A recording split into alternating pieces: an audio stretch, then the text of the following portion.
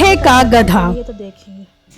पुराने वक्तों की बात है, किसी गांव में मीठा नामी एक आदमी रहता था, जिसके पास एक गधा था जो हर वक्त घास ही खाता रहता था।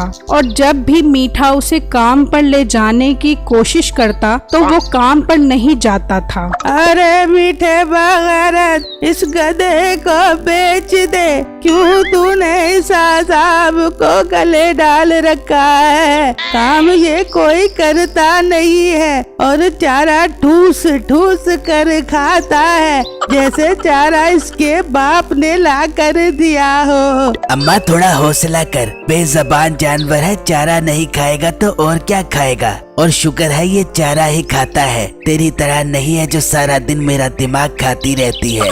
वाह वाह, ये चारा तेरे पैसों का आए तो तुझे पता चले, पैसे तो मेरे लगते हैं। अम्मा तू हर वक्त पैसों की बातें करती रहती है, तू शुक्र अदा क्यों नहीं करती कि अल्लाह ने तुझे गबरू जवान बेटा दिया है? तू और क्या चाहती है?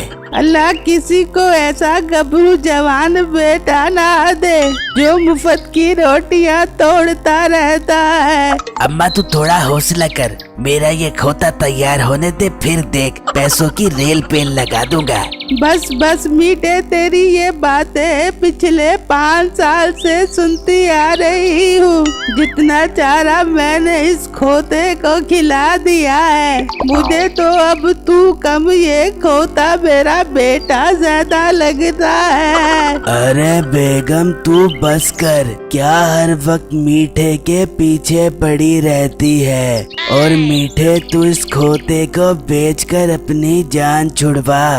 काम तो ये करता नहीं है, बस मुफ्त का चारा रगड़ता रहता है। बस तुम सब जलते रहो मेरे खोते से। अब देखो ये कैसे मेरे साथ काम पर जाता है। ये कहकर मीठा अपने गधे के पास आया। चल मेरे प्यारे खोते, चल मेरे साथ काम पर। चल चल, मेरी नाक ना कटवा दी।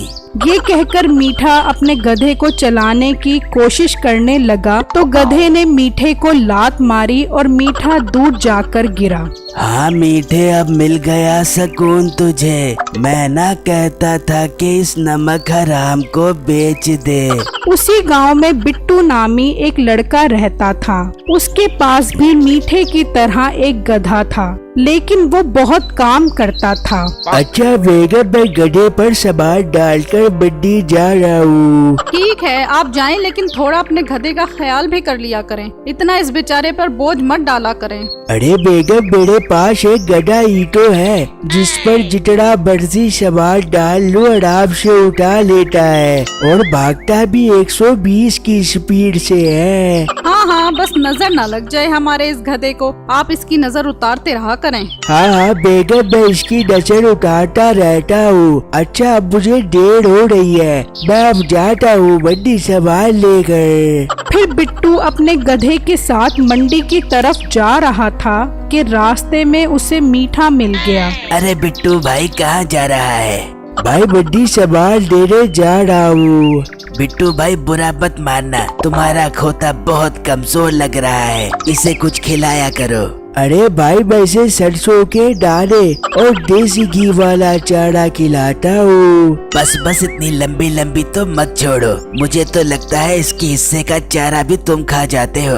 जी नहीं, आपको कोई गलत फहमी हो रही है और मेरा रास्ता छोड़ो, मुझे देर हो रही है। आज मुझे मंडी में बहुत सारा काम है। ये कहकर बिट्टू वहाँ से चला गया तो मीठा कहने लगा, अरे यार, इसका खोता तो बहुत काम करता है और ये तो इस खोते की वजह से अय्याशी वाली जिंदगी गुजार रहा है और मेरा खोता तो लगता है किसी सुस्त खोते का बच्चा है, कोई काम नहीं करता।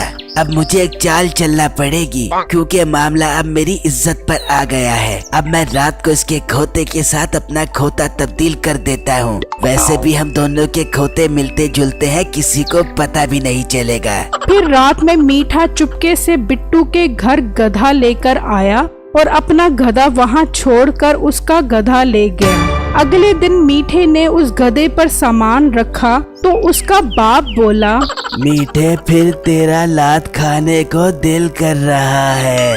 बस अब्बा आज से मेरा खोता सुधर गया है। अब मैं जैसा कहता हूँ वैसे ही करेगा। चल शाबाश मेरे खोते, चल शाबाश। ये कहा तो वो गधा चल पड़ा। ये देखकर मीठे के माँ बाप बहुत हैरान हुए। वहाँ दूसरी तरफ बिट्टू अपने गधे के पास खड़ा था तो एकदम उसने बिट्टू को लात मारी और बिट्टू दूर जाकर गिरा। यार मेरे इस गधे को क्या हो गया है? रात तक तो बिल्कुल ठीक था। मुझे लगता है इसे मीठे बगैरत की नजर लग गई है। मीठा सामान बेचकर घर आया तो उसका बाप बोला, वाह मीठे बेटा, तू तो कारीगर बन गया है। आखिर तू इस गधे को काम करवाने में कामयाब हो ही गया। बस अब्बा मैंने कभी गरूर नहीं किया। गधों को किस तरह चलाना है ये मेरे बाएं हाथ का काम है। फिर मीठे ने गधे के आगे चारा डाला तो वो चारा नहीं खा रहा था। ये देखकर मीठा सोचने लगा, अरे यार ये सारा दिन का भूखा है मगर चारा नहीं खा रहा। हाँ मुझे याद आया, ये तो सरसों के दाने और देसी घी वाला चारा खाता है। मगर मैं इसे इतनी महंगी खुराक नहीं खिलाऊंगा। सारे पैसे तो मेरे इसी में लग जाएंगे और मेरे अमीर होने का ख्वाब भी अधूरा रह जाएगा। वहाँ दूसरी तरफ बिट्टू बहुत परेशान था कि उसका गधा ना तो सरसों के दाने खा रहा था और ना ही देसी घी वाला चारा। बेटा मुझे समझ नहीं आ रहा कि मेरे खोते को क्या हो गया है। ये कुछ खा ही नहीं रहा और जब मैं इसके पास कुछ खिलाने के लिए जाता हूँ तो ये आगे से मुझे मारता है। ये सुनकर उसकी बेगम बोली, मैं तो कहती हूँ इसे किसी अच्छे से डॉक्टर को चेक करवाएं, इसका मैदा सुकड़ ना गया हो। बेगम तू अपने मशवरे अपने पास ही रख, मैं इसका कोई और हल निकालता हूँ।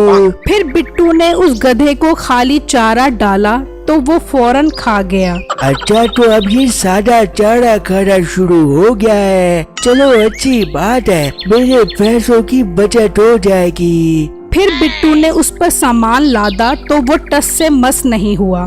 अब ये चल क्यों नहीं रहा? अब इसे क्या बोझ पड़ गई है? खैर मेरे पास इसका भी हल है। वहाँ मीठे का गधा कुछ ना खाने की वजह से काफी कमजोर और छोटा हो गया था। अरे खोते के बच्चे, कुछ खा, तुझे मैं सरसों और देसी घी वाला चारा नहीं देने वाला। भूखा रहेगा तो मर जाएगा। क्यों मेरी नाक कटवाने पर तुला हुआ है? मीठे ने काफी कोशिश की लेकिन गधे ने कुछ नहीं खाया तो मीठा कहने लगा, ना खा मर जा मेरी तरफ से। वैसे भी मैं जो बिट्टू को खोता देकर आ गया हूँ उसने तो उसकी नाक में दम किया हुआ होगा। मैं बाहर जाके देखता हूँ कि मेरे खोते ने बिट्टू का क्या हाल किया हुआ है। फिर मीठा उस जगह जाकर खड़ा हो गया। कुछ देर बाद बिट्टू उसी गधे पर आया तो मीठा देखकर हैरान रह गया कि बिट्टू ने गधे के आगे चारा लटकाया हुआ था और वो गधा चारे को खाने के लिए चल रहा था। मीठा ये देखकर बहुत परेशान हो गया कि उसका गधा अब काम करना शुरू हो गया था। अब मीठे को अपने किए पे बहुत पछतावा हो रहा था लेकिन अब उसके पास कोई हल नहीं था। मेरी इस वीडियो को लाइक और मेरे चैनल को सब्सक्राइब जरूर कीजिएगा और मुझे कमेंट बॉक्स में जरूर बताइएगा कि आपको मेरी स्टोरी कैसी लगी। शुक्रिया।